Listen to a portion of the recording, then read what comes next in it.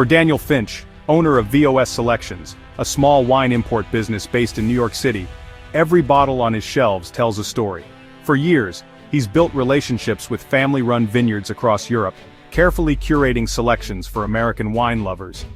But in April 2025, the Trump administration's tariffs hit like a bolt from the blue. The news came suddenly, and for Daniel, it was a gut punch that threatened to unravel everything he'd worked for. Overnight, his costs soared by nearly 25%. The price hikes weren't just numbers on a spreadsheet, they were a direct threat to the business he'd spent decades building from the ground up. Every invoice, every shipment, now carried a weight of uncertainty. Daniel faced impossible choices. Should he absorb the new taxes and risk bankruptcy, draining his savings and putting his family's future on the line? Or should he raise prices, knowing that loyal customers might walk away, and that his carefully built reputation could suffer? The impact didn't stop at his warehouse doors. The tariffs put at risk the small European vineyards he partnered with, generations-old family businesses that depended on American buyers like Daniel to survive. And closer to home, the jobs of his loyal employees, people who had become like family, hung in the balance.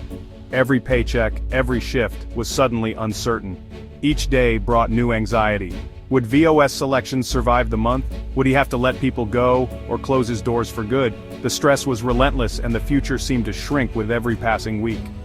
Then, one crisp September morning, Daniel received a call that changed everything. The Supreme Court had struck down the tariffs. The news spread quickly through his team, and for the first time in months, hope flickered back to life. Relief washed over him. The crushing weight of uncertainty began to lift, replaced by cautious optimism. Daniel could finally see a path forward, and the possibility of rebuilding what had been threatened. Daniel's story is just one of thousands across the country. Small business owners, importers, and entrepreneurs everywhere face the same sleepless nights, the same impossible decisions. Across America, manufacturers and workers in every industry felt the ripple effects. The anxiety and disruption were not just economic, they were deeply personal, affecting families and communities. The Supreme Court's decision wasn't just a matter of legal theory. For people like Daniel, it was a lifeline, a chance to keep their dreams alive, to protect their employees, and to continue serving their communities. It offered a chance to rebuild, to restore what had been lost, and to look to the future with renewed determination. For small business owners everywhere, it meant a return to some sense of predictability, a chance to plan, to invest, and to dream again. For many, it meant the American dream could survive another day, and that hard work and perseverance still mattered. The fight over tariffs was never just about economics or politics. It was about real people, their livelihoods, and the futures they're working so hard to build. A tariff is, at its core, a tax on imported goods. The Trump administration used tariffs as a key part of its America First strategy, aiming to protect U.S. industries and reduce the trade deficit.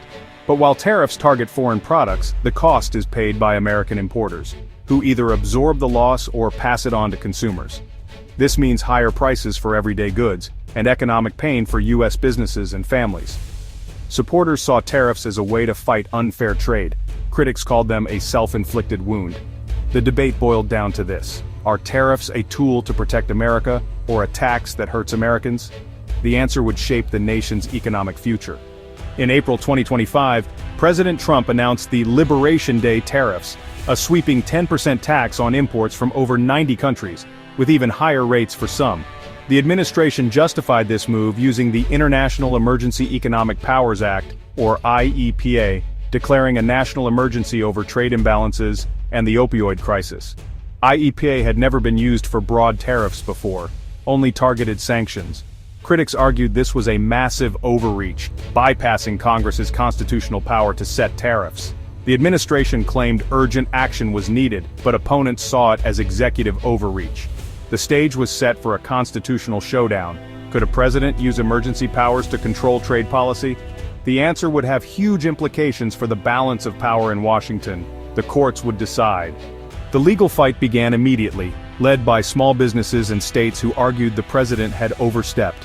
In May 2025, the Court of International Trade ruled the tariffs unlawful, agreeing that only Congress can set such taxes. The Trump administration appealed, keeping the tariffs in place as the case moved up the courts. In August, the Federal Circuit upheld the lower court, calling the tariffs an unconstitutional overreach. The administration rushed to the Supreme Court, seeking an expedited hearing. The stakes were enormous, hundreds of billions in tariffs, and a fundamental question about separation of powers. The legal journey had reached its final stop. The Supreme Court would decide not just the fate of the tariffs but the limits of presidential power. The nation waited. At the Supreme Court, the Trump administration argued tariffs were vital for national security and diplomacy, and that IEEPA gave the president broad authority in emergencies. They warned that removing this power would weaken America on the world stage. Opponents countered that the Constitution gives Congress, not the president, the power to tax and set tariffs. They argued IEEPA was never meant to allow a president to unilaterally rewrite trade policy. The challengers pointed to real-world harm small businesses and consumers paying the price. They invoked the major questions doctrine, saying only Congress can authorize such sweeping economic actions. The justices faced a stark choice: executive flexibility or constitutional limits. The financial stakes were staggering, over $210 billion collected in tariffs by the end of 2025, with projections reaching up to $1 trillion if they continued. The Supreme Court's ruling raised a huge question. Would the government have to refund all that money? Treasury officials warned that massive refunds could trigger a fiscal crisis and disrupt government programs. For businesses, refunds offered hope, but the process would be slow and complex, especially for small companies. The sudden end of tariffs also threatened to shake up supply chains and markets, creating new winners and losers. Companies that had shifted production to avoid tariffs now faced uncertainty. The decision was a win for free trade, but the economic adjustment would be anything but smooth. The fallout was just beginning. The Supreme Court's decision sent shockwaves through the business world. Most greeted it with relief. For months, uncertainty had loomed over boardrooms and trading floors, with executives anxiously awaiting clarity on the future of U.S. trade policy. Now, with the ruling in hand, many felt a weight had been lifted, opening the door to renewed planning and investment. Small businesses, manufacturers, and retailers celebrated a return to stability and lower costs. For them, the decision promised fewer sudden changes in tariffs and regulations, making it easier to plan for the future and keep prices down for customers. Many hoped this would spark new growth and job opportunities in their communities. In Congress, many lawmakers, regardless of party, welcomed the reassertion of their constitutional authority over trade. Some saw it as a long-overdue correction, restoring the balance of power between the legislative and executive branches. Others viewed it as a chance to craft more transparent and predictable trade laws. Free trade advocates called it a victory for the rule of law. Protectionists decried it as a blow to economic security. The debate was fierce, with some arguing that open markets would benefit American consumers and businesses, while others warned of new vulnerabilities and the loss of leverage in global negotiations. Overseas, America's trading partners saw the ruling as a chance to reset relations and end the cycle of retaliatory tariffs. Many foreign officials expressed cautious optimism, hoping for a more stable and predictable environment for international commerce. Foreign leaders hoped for renewed cooperation and a return to rules-based trade. They saw the decision as an opportunity to rebuild trust and strengthen alliances that had been strained by years of trade disputes. The Trump administration, however, condemned the decision, warning it would harm the economy and weaken presidential power. Officials argued that the president needed flexibility to respond quickly to threats and unfair practices, and that the ruling could tie the government's hands in future crises. The debate over America's trade future was far from over. Economists, politicians, and business leaders continued to argue over the best path forward, with some calling for new legislation and others urging caution. The ruling marked a turning point, but not the end of the fight. Across the country, activists and interest groups mobilized, determined to shape the next chapter of America's trade policy. The world was watching what America would do next, as the nation stood at a crossroads, its choices poised to shape the global economy for years to come.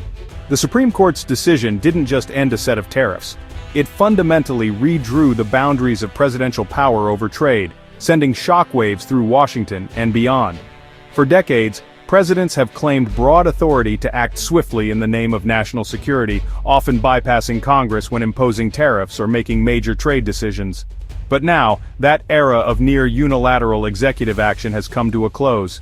No longer can a president use emergency declarations as a shortcut to impose sweeping tariffs without the direct involvement of Congress. The ruling makes it clear, the power to shape America's trade policy cannot rest in the hands of one individual, even in times of crisis or uncertainty. Trade policy must now return to the legislative process with all its debate, negotiation, and compromise. Lawmakers will once again have to grapple with the complexities of global commerce, weighing the interests of workers, businesses, and consumers.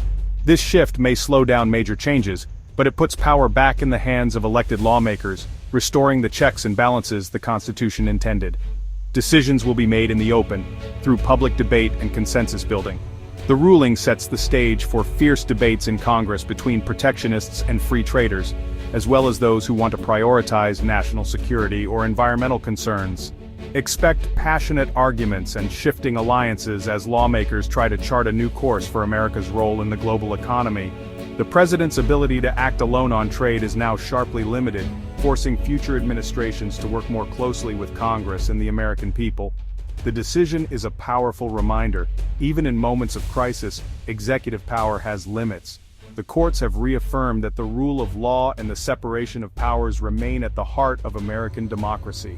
America's economic future will be shaped not by one leader's will, but by the messy democratic process the founders envisioned, one that includes the voices of citizens, businesses, and communities across the nation.